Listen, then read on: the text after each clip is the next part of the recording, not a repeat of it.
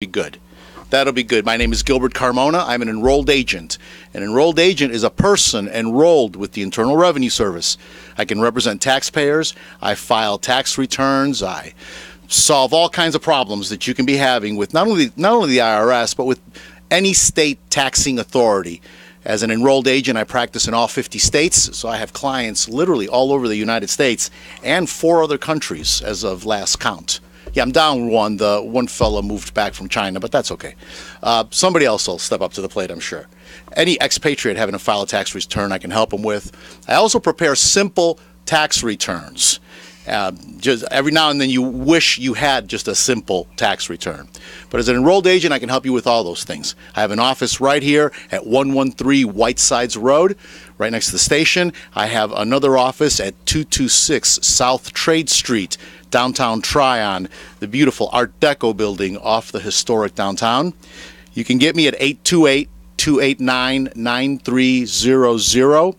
My email address is gilbert@gilbertcarmona.com if you need to send me an email. And I want to thank all of you that have contacted me, comments on the program and things they wanted to hear about. And I want to thank you. And for those of you that have been listening and enjoy the program and enjoy what I have to say, thank you very much for calling me and telling me that. Some of you know I'm a little behind on emails. We've gotten very busy this week. Very busy this week. Now, that was a good way to tease the program, by the way. I want to thank you for that. So what happened is I walked in and told Todd, my engineer this morning, by the way, Todd, good morning. On this beautiful, by the way, second day of February, it's hard to believe we're in February already. It's a beautiful day out there today. So I came in and I said, I've already had a customer get a refund. Yes, you heard that. He already got a refund, money back from the IRS. And I told him, I said, no, CNN said you weren't going to get your refunds. They were all going to be delayed because of the shutdown. I guess they weren't listening. The IRS wasn't listening to CNN, but we've already gotten a refund. Now, his was a basic W-2 single, did not have earned income tax credit or child tax credit. Those will be held. The IRS said they will not be releasing those. They're not even going to review those tax returns until February 15th. So they're going to be looking at those on the 15th, and they're going to be releasing those around the 27th, is what they said right now. So you can expect that money first week of March. Now, what they always pull some for testing, to make sure their system is working. So if you're fortunate, they may pull yours a little early.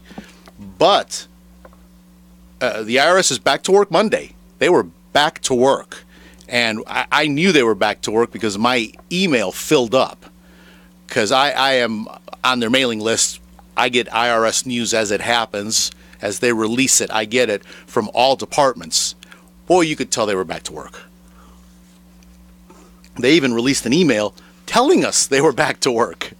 Those of you listening or watching live, streaming, good morning. Sorry, I didn't greet all my people on www.wcab59.com. Todd has just done a wonderful job with that. It looks great. Those of you that are watching right there can see that is an official IRS email, IRS letterhead there. It says, IRS kicks off 2019 tax filing season as tax agency reopens. Now, if you have any questions or some basic information, the IRS website is a very good website. It's irs.gov. Be sure you go to .gov. It's the only official IRS website.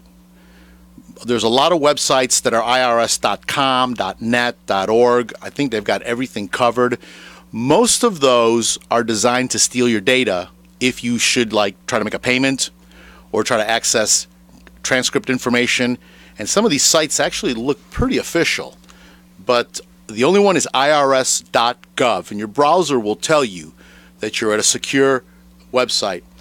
Washington, the Internal Revenue Service successfully opened the 2019 tax filing season today as the agency started accepting and processing federal tax returns for the tax year 2018. Despite the major tax law changes made by the Tax Cuts and Jobs Act, the IRS was able to open this year's tax filing season one day earlier than the 2018 tax filing season. And I had noticed that. They kept saying the 28th, and I said, do they mean the 28th late at night? Because it's almost always been on a Tuesday. I don't know why. I guess because they're back to work on Monday. Maybe they needed that one day to get things going. But they hit the ground Monday morning running. And after being off for a month, they probably were ready to get back to work. It was pretty impressive. I got to tell you, as a person that's been dealing with the IRS for 15 years, it was pretty impressive. There, it was like nothing had happened. And then late Monday, I get a phone call. My client has his refund. And now he had filed that tax return. We had filed it about, I want to say, 2.5 weeks before. He got his W-2 early. He works for a small employer, so he had it right away. Came over to the office. We went ahead and filed that, got it in there. And Monday, he is a happy taxpayer with his tax refund in his bank account. The Internal Revenue Service, okay, so a few interesting things. More than 150 million individual tax returns for the 2018 tax year are expected to be filed. That's 150 million returns. That's huge, and that's not counting everything else the IRS does. Business returns, partnership returns, estate returns, not nonprofit, not for-profit returns. That's and there's even beyond that, there's a lot of other things they do, but that we interface with them on. Typically, they're expected to be filed, with a vast majority of those coming before the April tax deadline. Through midday Monday, the IRS had already received several million tax returns during the busy opening hours. Now, the only reason I figured this man got his refund is anything prior to Monday that was filed is supposed to sit on a server. I'm an ERO. I'm an electronic return originator. So when you file it with me, when you come to my office and I do your tax return, you approve everything, we're all good to go, and I electronically file it, it goes from my computer to a server, a third-party server that's connected with the IRS, and it goes directly to the IRS. So when I get an immediate timestamp, and this is important, because if you're trying to meet deadlines, those timestamps are the difference between no penalty and a big penalty. So it's very important, especially when you're coming up to deadlines. So I, as an ERO, I'm watching what's going on. So what happens is they'll pull a small number of returns off the server to go ahead and do a test run. And I remember this man's tax return, after I filed it, it had been approved. It came back approved just a few days later. And I said, that's not normal, because they're always in a pending status. They're just pending. When I look them up, when I go to the dashboard and look them all up, they're all a P for pending. That doesn't mean anything. It still has that timestamp, and that's what the IRS will go by. And that's all that we care about as far as has it been filed or not. Then if it comes back accepted or rejected, that's another issue, and that triggers other activities. So his was accepted just a few days after I filed it, and I said, well, that's not normal. There were a few others that were accepted, not many. I haven't heard from those folks if they've gotten their refunds yet. A couple of them had child tax credits, so I don't think they will. But it's going to be interesting to see what happens. To quote our commissioner, Commissioner Chuck, I am extremely proud of the entire IRS workforce. The dedicated IRS employees have worked tirelessly to successfully implement the biggest tax law changes in 30 years and launch tax season for the nation. That was IRS Commissioner Chuck Reddick. Although we face various near and longer-term challenges, our employees are committed to doing everything we can to help taxpayers and get refunds out quickly. Well, Chuck, you got it out quickly. I don't think you could have beat that one. Let me go down a little bit more.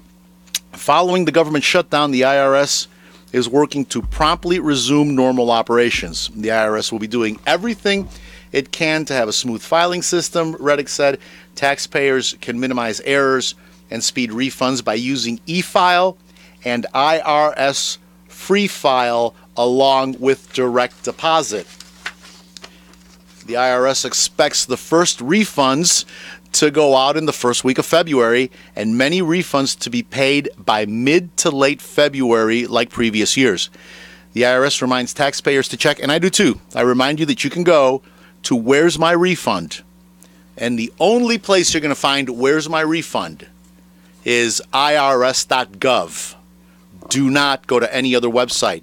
See, you're going to be putting in your Social Security number and your anticipated refund amount. Okay, that's all you have to put in there. Oh, and your filing status. Sorry, and your filing status. Okay, that's all you have to put in there. I had a client call me, and they said, I just went online and looked to see where my refund is, and it said that nothing's been filed and that there's a problem. And I said, really? I looked it up on my computer. No, everything's fine. It's working. You should be getting your refund sometime next week. Oh, no. I went on there and I put my birth date in there and my bank account number and my Social Security number. And I said, wait a minute. You did what? I said, you need to call your bank immediately. You need to call the credit bureau immediately. You just gave your information out on the internet. So please be careful. IRS.gov. Where's my refund? For updates, now demand on the IRS phones during the early weeks of tax season are traditionally heavy, so taxpayers are encouraged to use irs.gov to find answers before they call. And then the email goes on to talk about some other things. Clarify some of the things that I've talked about here. Now, the IRS does offer free file. They still have that, and the IRS has the online tools. So again, you go to irs.gov for all of that. But I thought that was just fascinating because it's an example of, we say fake media, and our president says fake news, and we talk about it. For 3 weeks, all we heard about was how your refunds are going to be delayed. The IRS is not going to be working. And I heard an expert. Now, after 3 sentences in the story, I just moved on to the next one. Because anything tax-related, I get a lot of tax-related emails and news and stuff. So some expert somewhere who decided he's an expert said that it's going to take the IRS years to bounce back from this, being shut down for a month. And the scripture that I keep getting back to, and the scripture that just keeps going over when I read all these stories, because pretty much nothing that was said for 4 weeks was true. I think about, in the Bible, Pontius Pilate standing before Jesus. And what did he say? What is truth? And truth was standing right in front of him. So when I read these stories, and I see, I have to ask, what is truth? Because if you would have gone with all the media and I would have advised all you people, don't worry about the IRS, you won't get your money, just wait, it's going to be a while. No. What was truth? Truth is, they're going to be back to work Monday. I knew it all last week. I kept saying it. They're going to be back to work. We need to be ready. And I told my staff, we need to be ready.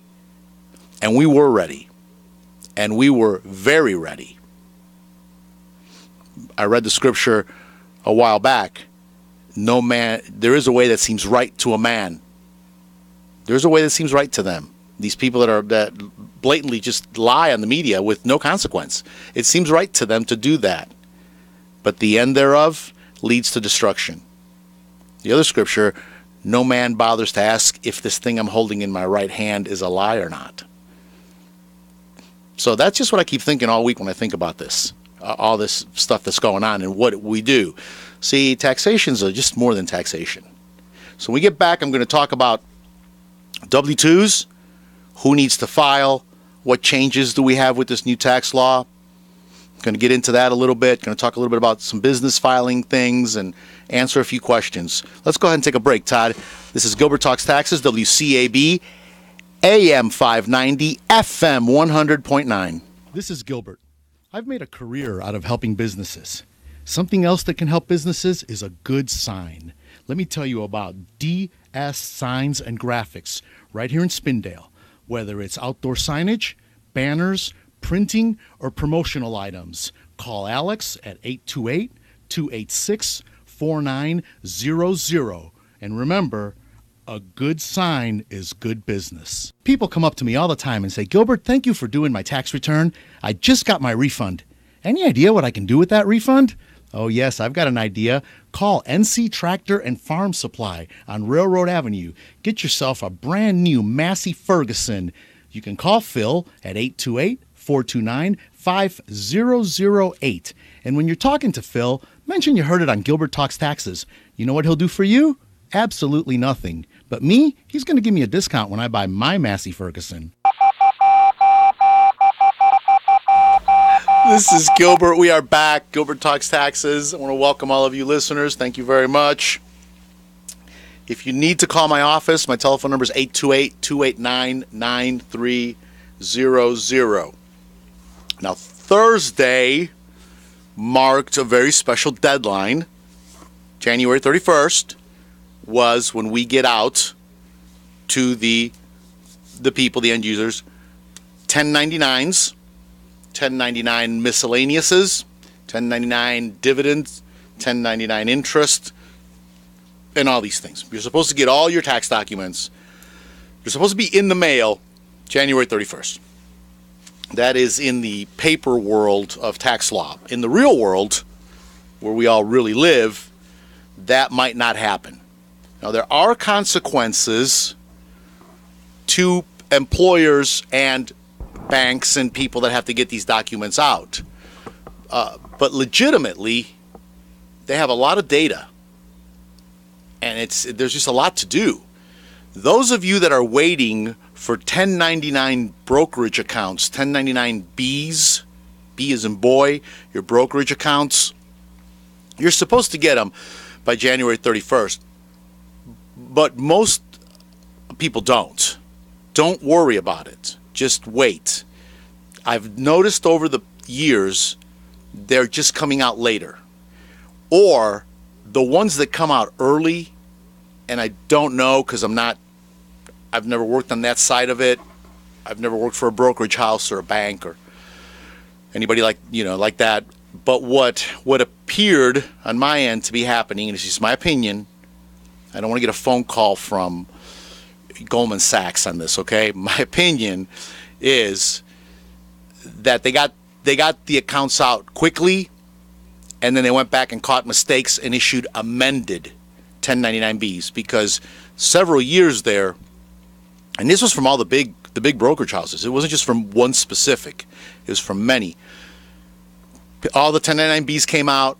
We started to finish the tax returns, and then the taxpayer was calling us up, or we went ahead and got the tax return done, got it filed, and then in May to beginning of June, taxpayers were calling us up saying, I just got an amended 1099B.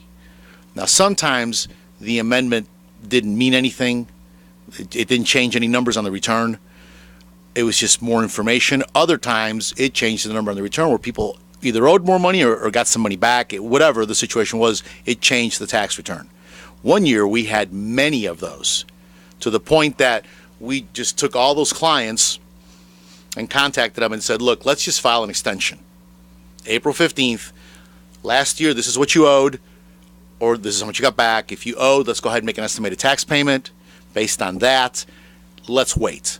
Because it's just why waste money to pay me to come back and do an amended return or whatever. Let's just go ahead and do this. And several of them said, yeah, let's do that. And sure enough, June, we got these amended returns. So I'm just telling you that could happen. Those of you that get brokerage statements, you have a brokerage account, you could have a retirement account, Fidelity, Wells Fargo Advisors, National, Franklin Templeton, any of those. And I mean, there's dozens of them. Those are just the big ones that we see a lot of. clearing. So any of those that you get, just be aware. Don't jump the gun to get your tax refund in, or at least if you do, be aware you may be amending. So I'm just expecting this, and I'm giving everybody this heads up because the TCJA, the Tax Cuts and Jobs Act, has things in there that are so new. These auditors and these people preparing these forms may not be moving as quickly as normal. We've noticed W-2s came out later this year for a lot of people. People that normally got them second week of January are just getting them now. We've gotten a lot of phone calls Thursday and some yesterday. People have not gotten their W-2s yet. Wait. I know you're trying to get your refund, but wait. If you have children and you have dependents, they're not going to do anything with it till February 15th anyway. So just sit, meaning, yeah, we can get it filed, but the IRS is not going to be reviewing those till the 15th. They're doing that because of fraud, and they're doing that because they want to review these tax returns. They want to give them an extra scrutiny. So don't jump the gun. Now, what do you do? It's a question I always get this time of the year. I talked about it a little bit last Saturday. Talk about it some more again today. What do you do if you don't get your W-2? There's a form you can fill out. You're supposed to make an effort to contact your employer and find out what happened. Last year I had some people that were waiting for their tax refund, their W-2s to come so they could file their tax return. And one person called me, and my advice is wait, contact the employer, ask them what happened, why you haven't gotten it. Hang up the phone. About 20 minutes later, another person calls up, same thing, and I said, who do you work for? And they told me. It was the same company the other person worked for. And I said, have you called them? Said, no. I said, hold on. Put them on hold. I called them. They said, well, they're supposed to go online. We're not mailing W-2s. We told them that 2 months ago. Well, folks, 2 months ago was a long time ago. That was in November. You told them this. They don't remember, obviously. And so I called them to put the other person back on the phone and said, you're supposed to go online. Now, it was free to do that. So, it was a free service. They went online, downloaded it, sure enough. And I told them, I said, don't even bother printing it. Just go ahead and download it, put it on a jump drive, and bring it over to me. And sure enough, that's happened. So that may be a reason a lot of employers are going to this. A lot of employers are emailing them through secure portals. So check that if that's supposed to happen. If everything you contact the employer, you can't get a hold of your employer, what do? I got a phone call yesterday. The employer closed, went out of business. Location is empty. He's not there. They're gone. Telephones are turned off. The man worked for this company during the summer, so hasn't had any contact with them 3-4 months. Calls them, no answer, goes by there, nobody's home. Now there's nobody home, the storefront's empty. What do? There's a form that we fill out for that. Collect as many of your check stubs as you can. It'd be great to have them all. If you don't, we need more than just the last one. I can use the last one, but really as many as you can get. It shows a continuation. It shows the time you worked, and it shows all the money that was withheld. Those actually become legal documents. You should never throw those out, or at least keep them as long as you keep your tax records. They're very important, because if this person did not file the W-3 with Social Security, which then in turn sends it to the IRS has no record that this happened. Worse than that, an employer that goes out of business may not have paid the IRS your withholding. So the IRS has no idea, actually it's Social Security, but the IRS has no idea that you paid this money. It's not like they get a copy of your check or something. They have no idea what you got. So that check stub is actually a legal document. Now, what if the person or the employer just wrote you like a handwritten check, you really don't have much to stand on there, because we've got to prove to the IRS you're withholding. So got to have those checks. So we can go back and see the documents, though, and see what you have. But you're supposed to make an effort, and we compile all this, we fill out the form, and we send it. The story I shared a couple of years ago about the man, his employer went out of business, and legitimately the employer went bankrupt, and it was, a legal thing. He had a lawyer and everything. Well, we couldn't get them, and just through a quirk of something that occurred to me, I looked up in bankruptcy proceedings and found the company name. Looked that up and found the attorney. Contacted the attorney, and the attorney, you remember the story, Todd? I remember because you were here that Saturday, and the attorney, because I was so happy, I remembered this. This is one of those rare moments. The attorney had, as part of the bankruptcy, had the employer bring him all the computers. Actually, I think the sheriff went and got them. There's a little bit more of the story. But I'm nutshelling here. So he went and got them, the computers, and the tax information, the payroll information, was on the computer hard drive. So the attorney goes, well, I got that. So I told him, I said, well, I've got one employee here who never got a W-2. And the guy goes, they had employees? I said, oh, yes. From what my client is telling me, there were several employees. So he said, well, you're the first one to contact me. I said, well, and it wasn't easy finding you. So I can imagine they haven't. So he looked into it. Sure enough, there was a bunch of W-2s that didn't get taken care of. He went ahead, because he's an authorized bankruptcy attorney representing the government in this matter. He went ahead and pulled it together and got the W-2s issued to these employees.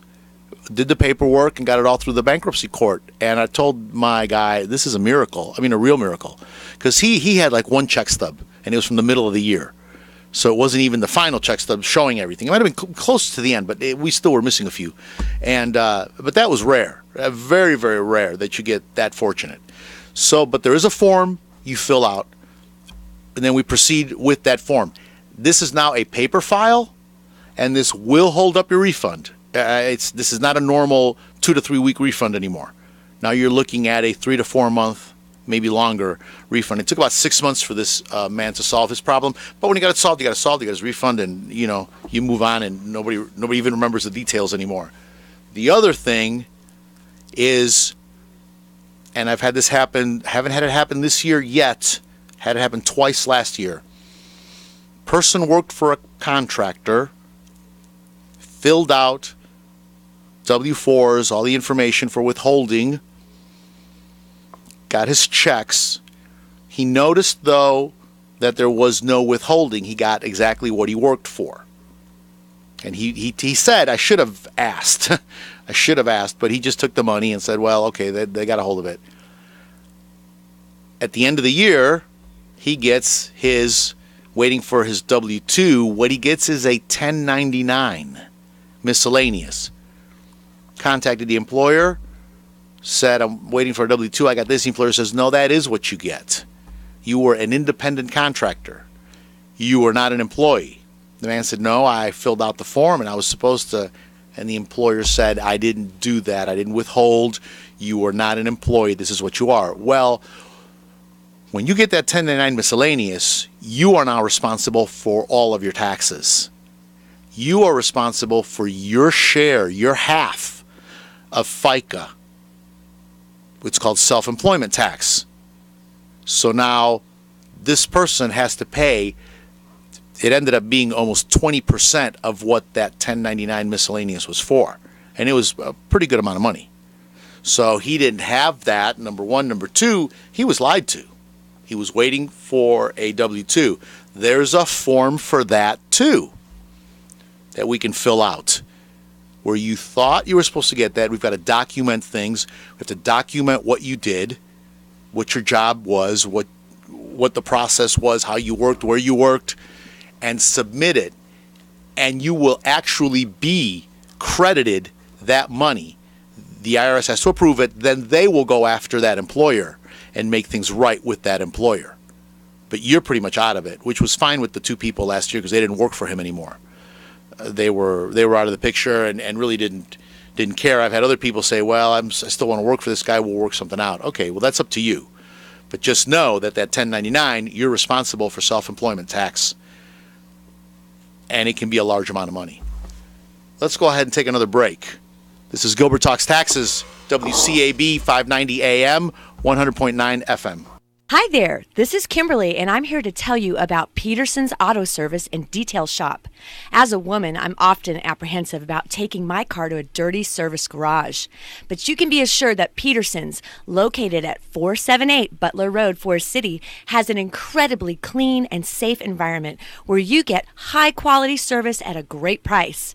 Peterson's was voted Rutherford County's best auto service 3 years in a row. So take your car to Peterson's for brakes, oil change, North Carolina inspection, tire rotation, headlight lens restoration, scratch removal, and meticulous auto detailing. That's Peterson's at 478 Butler Road, Forest City. You can call him for an appointment at 245-8889. This is Gilbert. If you owe the IRS past due taxes, don't call those toll-free national numbers. Local, affordable help is right here in Rutherford County. Stop garnishments, levies, and liens. Call Gilbert Carmona at 828-289-9300. All initial consultations are free. Call Gilbert, 828-289-9300. This is Gilbert Talks Taxes. We are back. I'm sorry, but I had so much I wanted to cover. The last commercial break, we started running the commercials for Phil, for Tractor Massey Ferguson dealer here. And yes, they are back in business. They are open. They're moving right up the street there to the white building there. Used to be Taylor's Small Engine Repair. They're moving in there. I don't know how they're getting along there, but really... congratulations, and they're getting back in business. And yeah, go over there because I'm saving up my money to buy that new Massey Ferguson tractor. So you need to tell them. You need to tell them Gilbert Talks Taxes sent you, so I can get a nice discount. Okay, self-serving. As long as you disclose, Todd. See, as long as you disclose what's in it for you, you're okay. But really, we are excited. We are excited. I'm always happy to see a business. Overcome challenges, because really that's all it is a challenge, and really to overcome challenges, that's what it's all about. I mean, because there is no normal day when you're a self-employed business person. I want to talk about in that vein of talking about what to do if you didn't get your W-2 yet. The IRS sent out another email, but there's a bigger lesson in it. They talked about tax court. The email I got talked about tax court and the shutdown, because the tax court was part of the shutdown, so there was no tax cases heard for a month, which is kind of a situation if you're being, if you've been waiting for 4 months, your docket's there and you're waiting for your trial, and then all of a sudden it gets canceled. Now it's got to get rescheduled, pushed back. What happens? So when documents are mailed or sent to tax court, don't just put a stamp on it. So the bigger lesson is, the story I'm going to read here, the bigger lesson is anything that you send to the IRS or tax court, and I would tell you even state revenue, anything that's important, please send it certified, send it registered.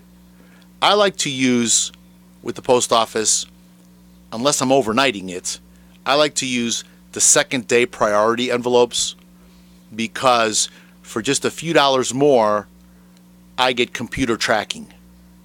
Now, if I need a return signature card, then you have to do that. But I get the tracking so I know, and that tracking is legal.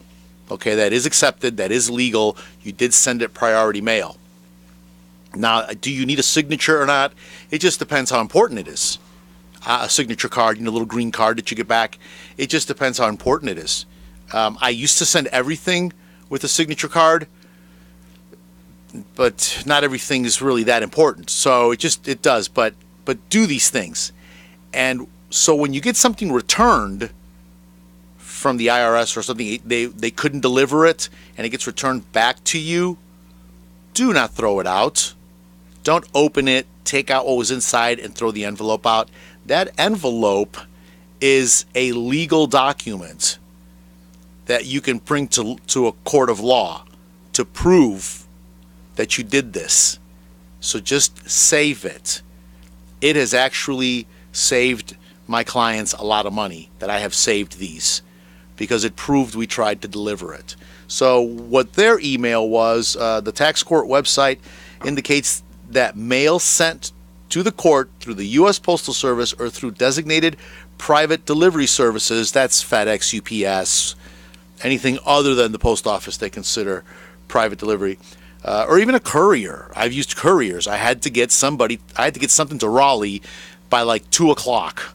So I was able to have a courier drive all the way up there with it. That is legal.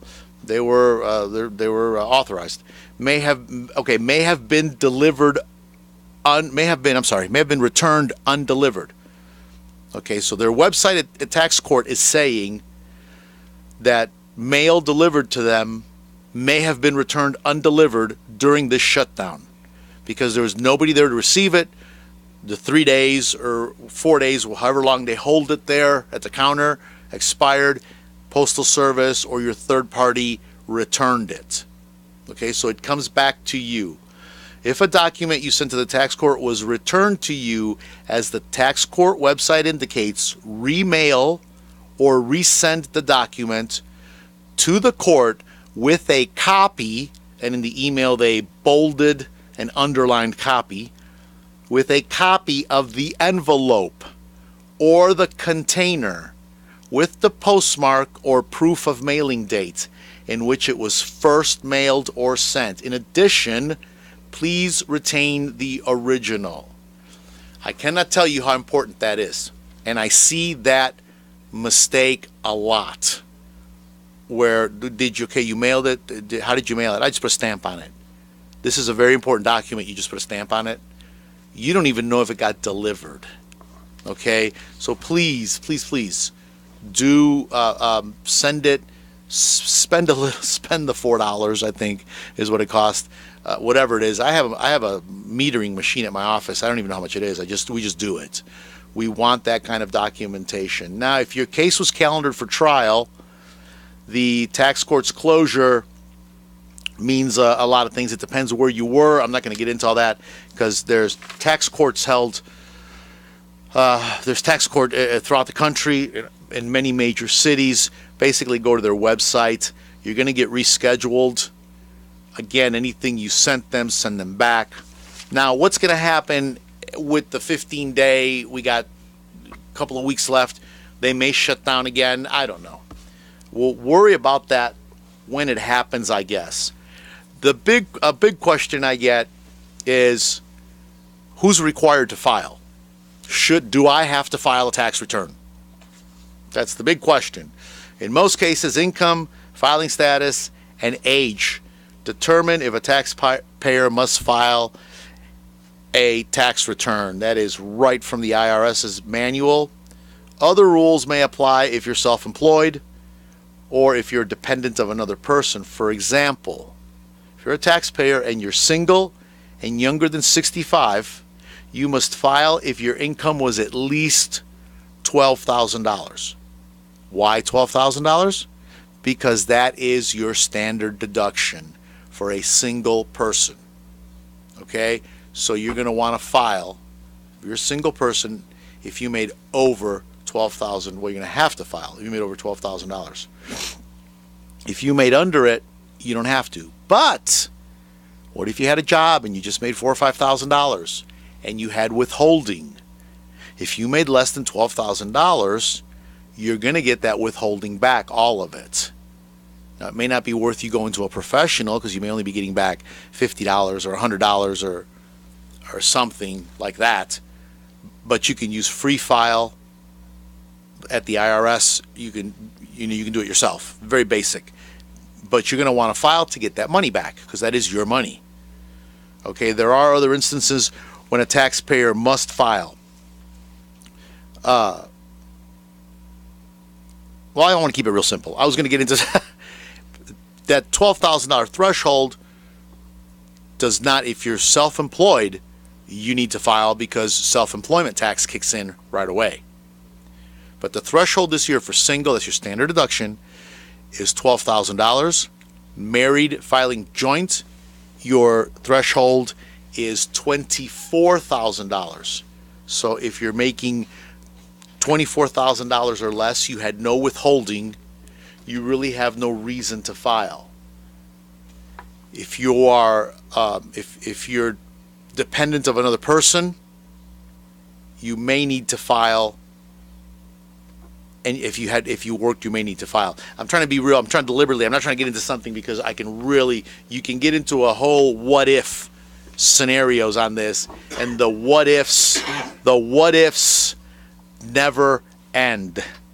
But at the end of the year, if you were under 65 and your gross income was at least $12,000 or more, you're probably going to file. Now, if you're 65 or older, by the way, it's $13,600 because you get that extra $1,600.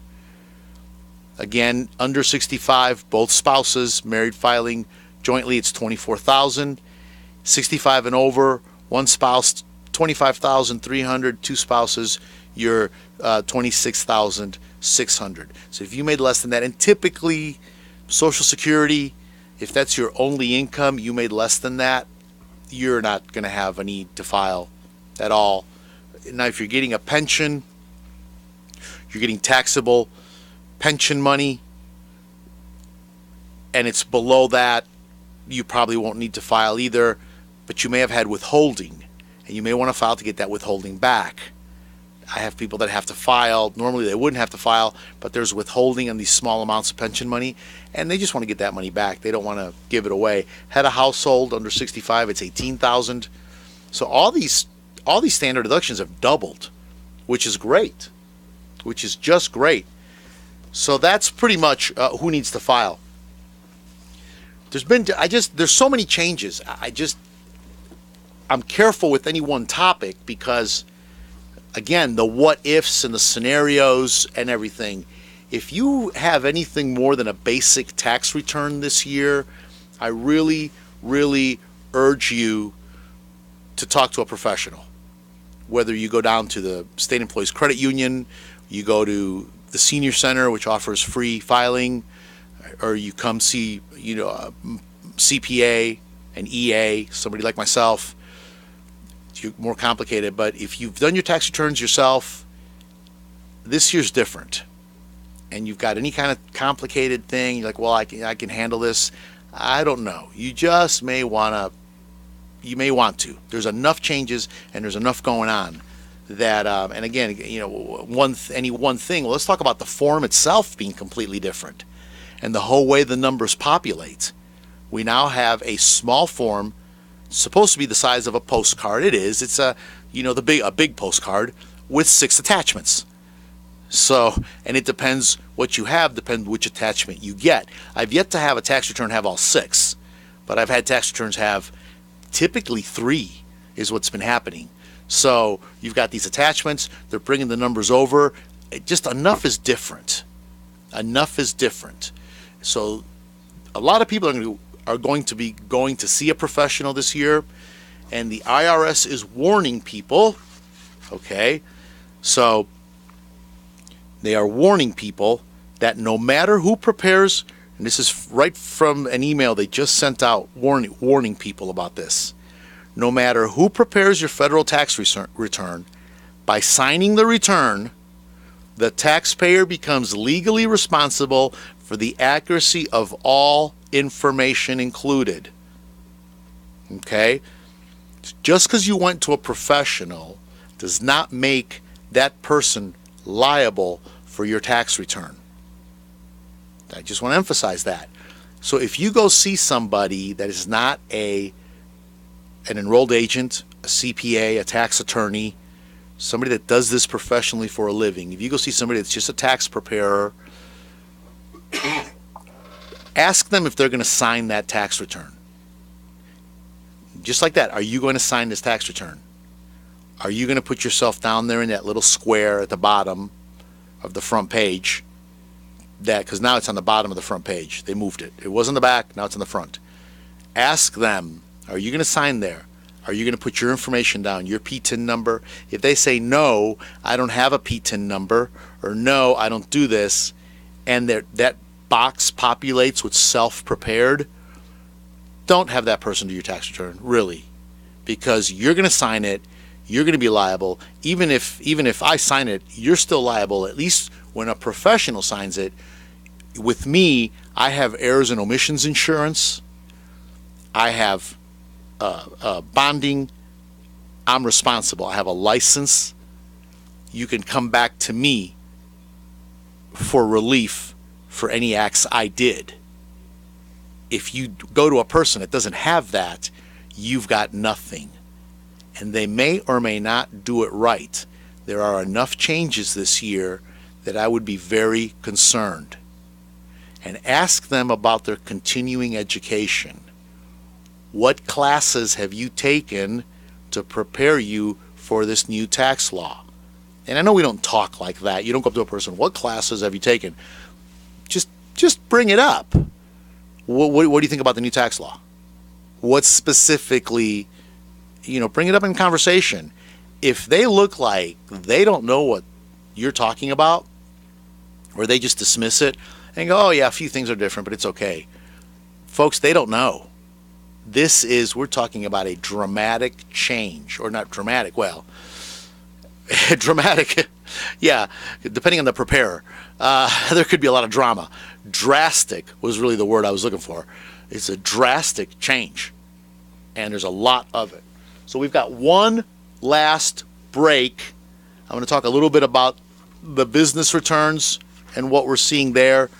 QCBI, new acronym in everybody's vocabulary now. QCBI. Let's take a break. Gilbert Talks Taxes, WCAB AM 590, FM 100.9. This is Gilbert. I want to tell you about Jesse James Railroad Express at 531 Railroad Avenue in Rutherfordton. It's a great place. Jesse's a good friend of mine, and I encourage you to stop by and support him. On Mondays, he's doing a 99-cent hot dog, mustard, chili, and onions. When you go, tell him Mr. Fabulous himself sent you. As we get ready for this year's tax season, there's one thought on everyone's mind.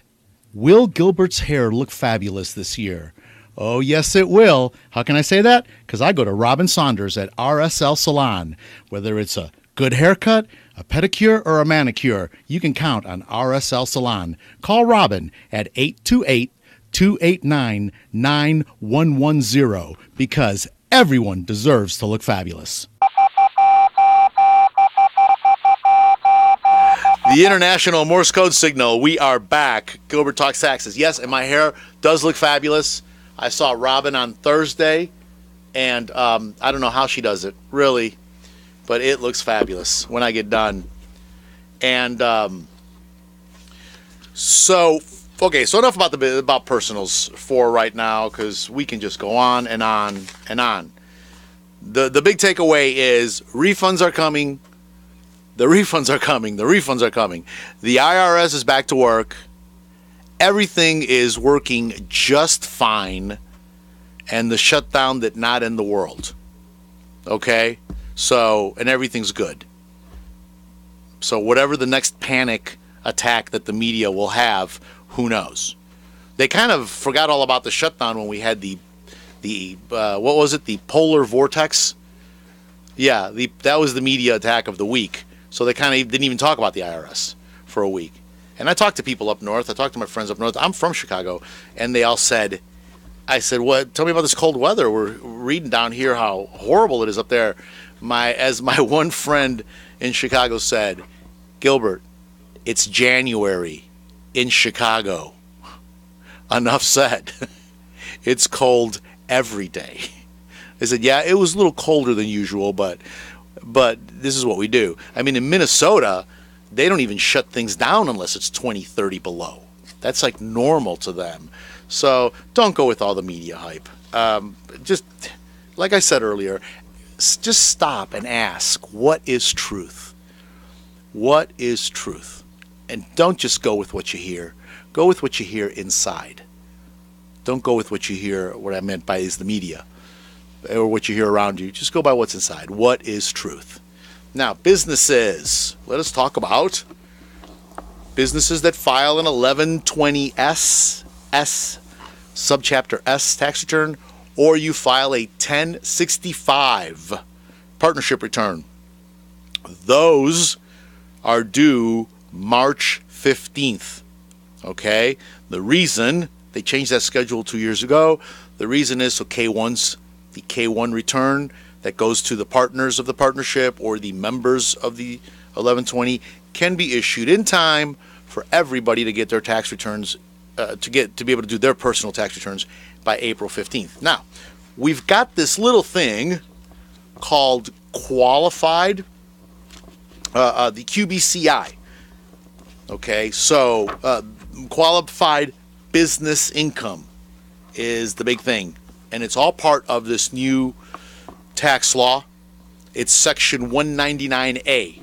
Now, section 199A is really, I would say, the foundation of the big change that's really going to help small businesses and self-employed people in real estate. Now, there are some people that are favored, meaning you're going to have special rules that are going to kick in. Other people are going to be exempted from this business income credit. Okay, it's just not going to happen for you.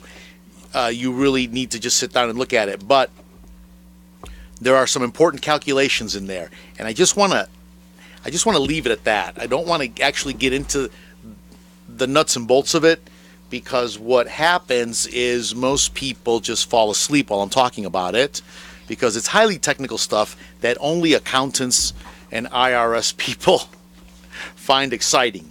But there is a lot of math there. If you are self-employed, you own a business, or you're a member, or you're a partner of a business, just be aware that your K1 is going to have some major changes in it. I've actually got 3 or 4 things open here, and I'm just trying to see in what direction I go, because no matter what direction I go in, I'm not going to get it explained or get it out there in 7 minutes. How much time do I have, Todd? 7 minutes? 7 minutes. Okay, now in 7 minutes I can do a lot of damage. I can get into a lot and not really explain it. So okay, small business people, you get that K1. Okay, and on that K1, whether it's a partnership or an 1120S. Oh, and people asked me about about just a plain 1120. That's a C Corp. Got some questions on those. No, your filing date has not changed. C Corp filing dates are still April 15th. Okay, those have not changed. Why? Because the members, the owners, the principals, the stockholders, whatever you call yourself, don't get any other documentation from the C Corp. All you get, if you work for the C Corp, you get your W-2. And I keep thumbing through here back and forth because I've got several pages marked, and I'm just trying to see which way to go. The important thing is, let me get this part out.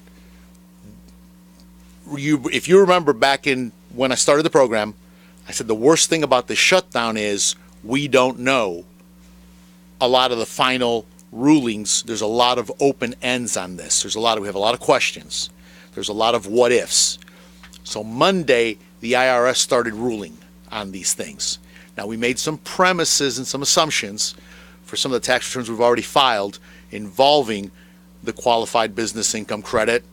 We've gone ahead and done that. So far, I don't see any problems with any of the assumptions we made and how the math and things are going to work out. but they have been making some changes. There are some announcements coming. All of you that could have done anything before the end of the year to save money, to reduce your tax load, I've reached out to you. I looked at last year's tax returns, and I had a list of you. There was only a few that really, that we were overhauling and doing some things, making some adjustments to payroll, last-minute payroll adjustments. Most of the people are right on track to get the maximum benefit, just because it just runs with how you normally run your business. So that was all good. But the big thing I just want you to be aware of, because the way this works is you're getting that qualified business income credit right at your personal tax return, right below standard deduction. And this number can be very big. How big? It can be pretty big.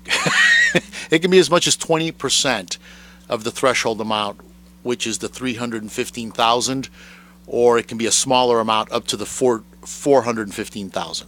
So with one client, it was $26,000 of credit. So that's a pretty good deduction.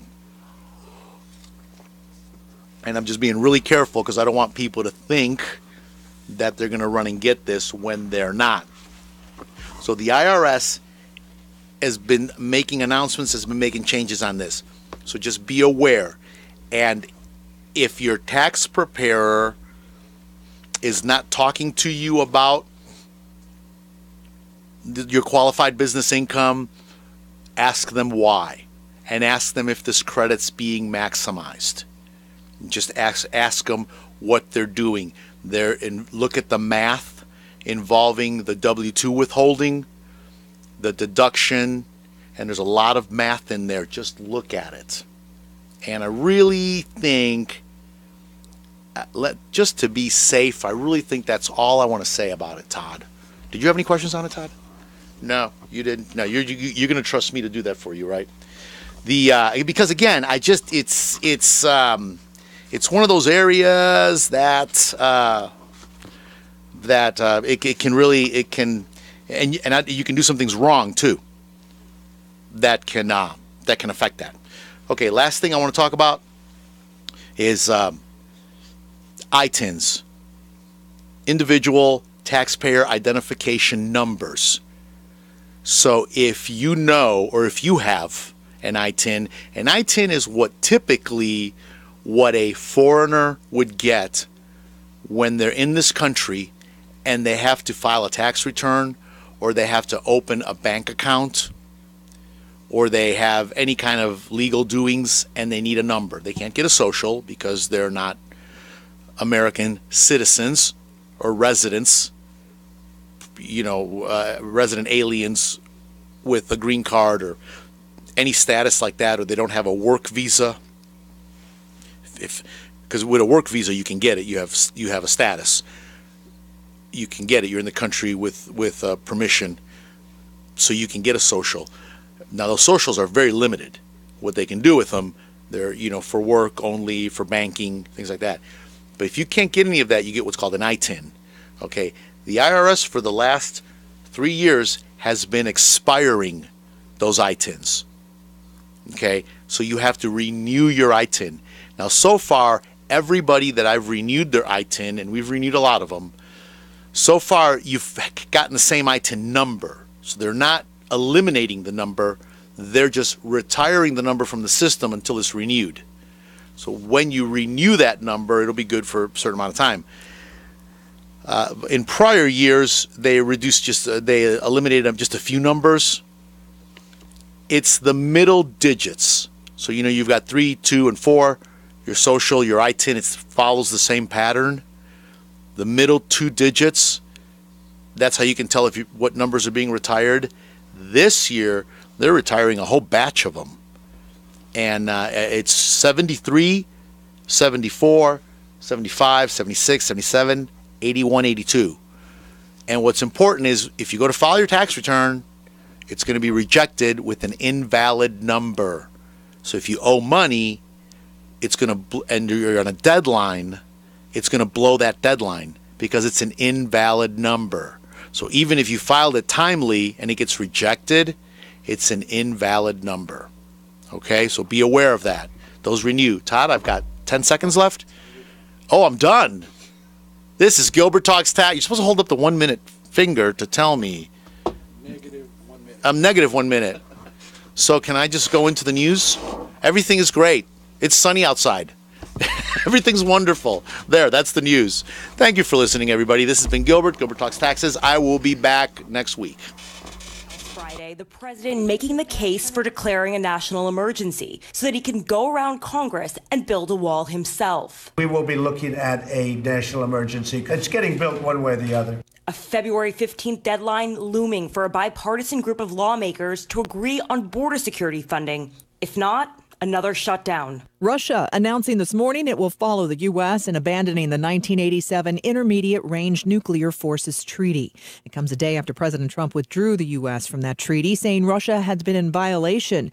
Russia denying those accusations. Speaking before the Moscow announcement, Kingston Reef, director of disarmament at the Arms Control Association, said the treaty's collapse can lead to a new missile race between the U.S. and Russia and Europe. But I think many allies are nonetheless still uneasy about the decision. And in Pennsylvania, a prediction, groundhog Punxsutawney Phil did not see his shadow. It signals an early spring instead of 6 more weeks of winter. You're listening to ABC News. Do you owe the IRS more than $10,000 in personal or business taxes and you can't afford to pay? You have the right to tax representation. Has the IRS threatened to shut down your business, freeze your bank accounts, take your home, your cars, or garnish your wages? You may qualify for special programs to stop this process. Get tax representation. Call the Tax Help Hotline at 800-556-7089. That's 800-556-7089. Within 24 hours, the threats will stop. Just call 800-556-7089. It's time to join the millions of people that meet happy with Zoom video